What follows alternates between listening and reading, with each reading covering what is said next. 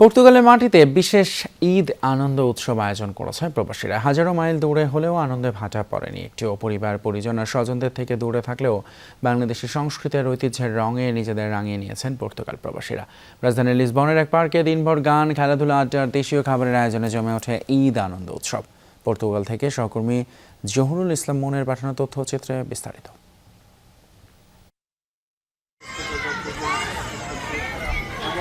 শিশুদের হাসি, বড়দের উচ্ছ্বাস আর রঙিন আয়োজনে মুখর লিসবনের মারভিলার এই পার্কটি।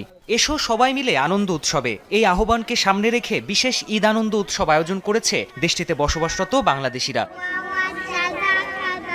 দিনভর চলে শিশুদের নানা খেলাধুলা, মজার প্রতিযোগিতা আর সৃজনশীল কর্মকাণ্ড। শুধু শিশুরাই নয়, নারী পুরুষ সবার অংশগ্রহণে উৎসব পায় ভিন্ন মাত্রা। কেউ নিজের দক্ষতা দেখিয়েছেন প্রতিযোগিতায়, কেউ আবার দর্শক সারিতে বসে করতালি আর উৎসাহে বাড়িয়েছেন প্রাণচাঞ্চল্য। অলমোস্ট 150 মানুষের আয়োজন করেছি এবং আজকে সবাই ঈদের জামা কাপড় পরে ঈদের আনন্দ নিয়ে আমাদের সাথে এক হয়েছেন এবং সবাই আমাদের সাথে খাবার, আমাদের স্ন্যাক্স এগুলো সব এনজয় করে আমাদের সাথে ঈদের আনন্দ ভাগাভাগি করে নিয়েছেন এবং এটা একটা মিলন মেলায় পরিণত হয়েছে। ঈদ মানে আনন্দ এবং আজকে সে আনন্দের দিন।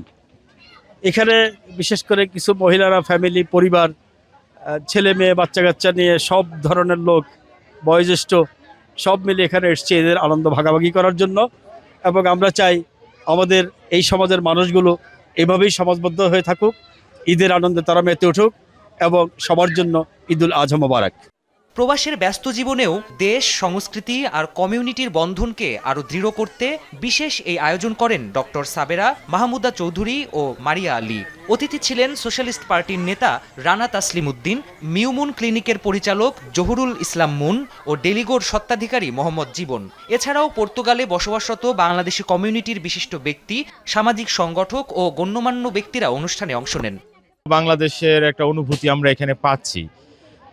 এখানে অনেক ফ্যামিলি আসছি আমরা, বাচ্চারা আসছে, অনেক বয়স্ক মানুষ আসছে। আলহামদুলিল্লাহ সবাই মিলে আমরা খুব ভালো একটা সময় কাটাচ্ছি।